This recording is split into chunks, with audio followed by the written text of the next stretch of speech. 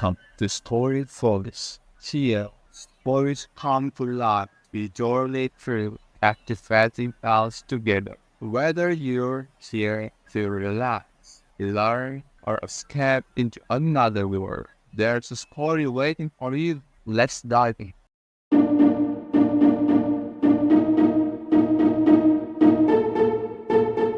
After about 450 before centuries, Athens was the cultural center of the Greek world. From this time on, philosophy took a new direction.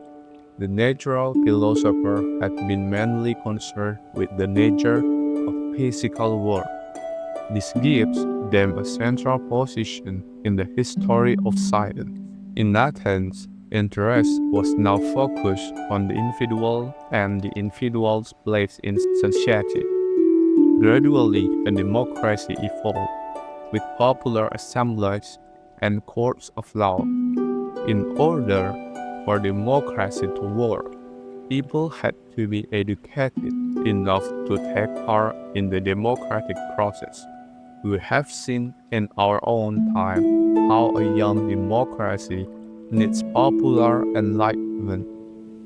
For the Athenians, it was first and foremost essential to master the art of rhetoric, which means saying things in a convincing manner. A group of itinerant teachers and philosophers from the Greek colonies flocked to Athens. They called them Sophists.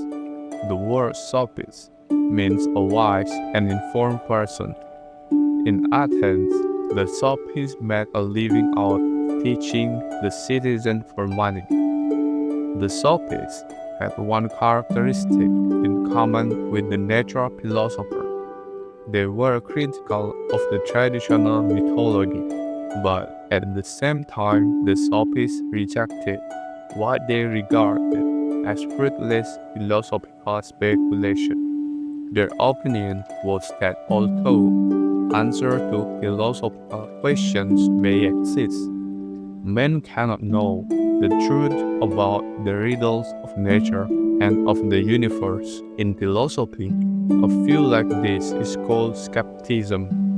But even if we cannot know the answer to all of nature's riddles, we know that people have to learn to live together.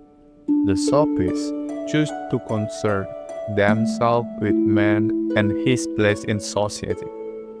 Man is the measure of all things, said the Sophist Protagoras. By that, he meant that the question of whether a thing is right or wrong, good or bad, must always be considered in relation to a person's needs.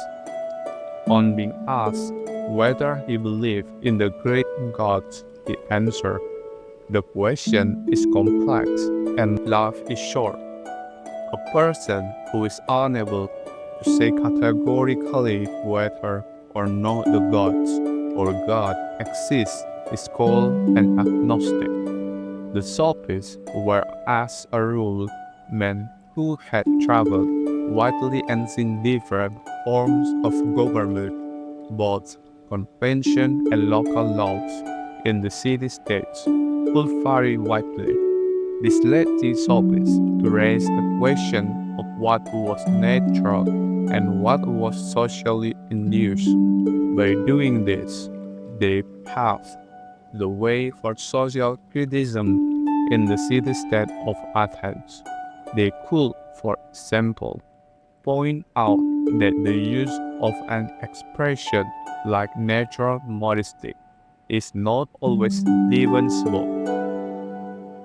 For if it is natural to be modest, it must be something you are born with, something innate.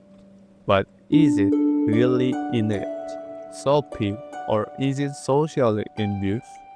To someone who has traveled the world, the answer should be simple. It is not nature or innate to be afraid to show yourself naked.